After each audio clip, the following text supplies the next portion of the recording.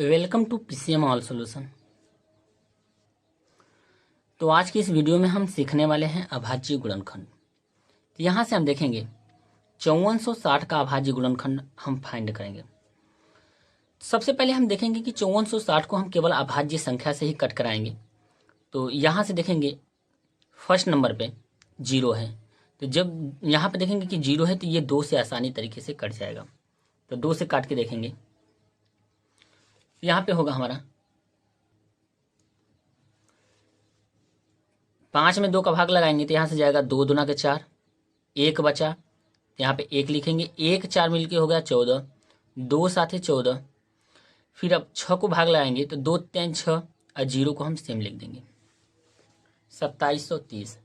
2730 को हम भाग लगाएंगे, यहाँ पे देखेंगे इकाई नंबर पे 0 है तो ये 2 से भाग चला जाएगा, यहाँ से 2 से भाग लगाएंगे तो 2 एक कितने 2, एक बार में गया, 2 3 6 3 बार में गया, 1 बचा, 1 और 3 मिलके हो गया 13, तो 2 6 का 12 और यहाँ पे बचा क्या 1, 1 और 0 मिलके हो गया 10, तो 2 5 10, 1365। यहाँ से हम कह सकते हैं कि 13 दूना के 26, 1 बचेगा तो ये हो जाएगा 13, तो 2 6 का 12, 1 बचेगा हो जाएगा 10, 2 5 10।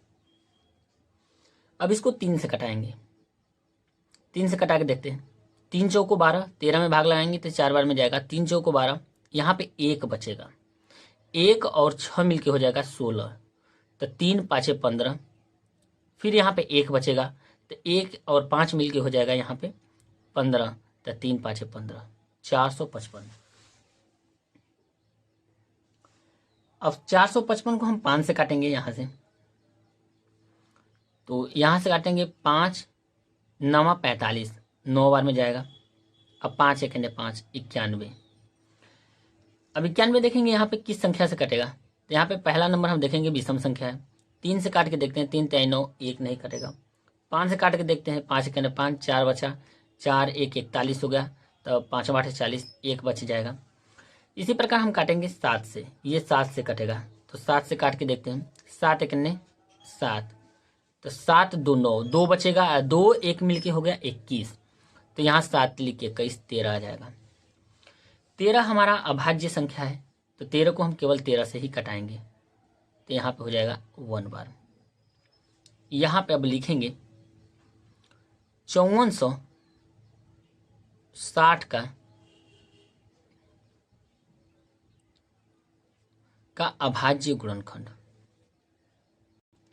अब यहाँ से आया हमारा 2 2 बार आया है तो 2 गुणे 2, 3 1 बार आया है तो 3 को 1 बार लिखेंगे, 5 1 बार आया है तो 5 को 1 बार लिखेंगे।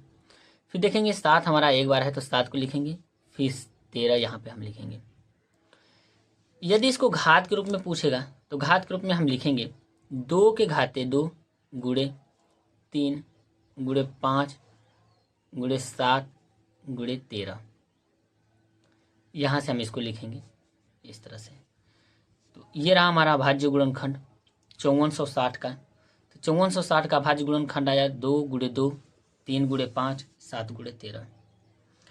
तो दोस्तों यदि वीडियो अच्छी लगी तो वीडियो को लाइक करें और चैनल को जरूर सब्सक्राइब करें।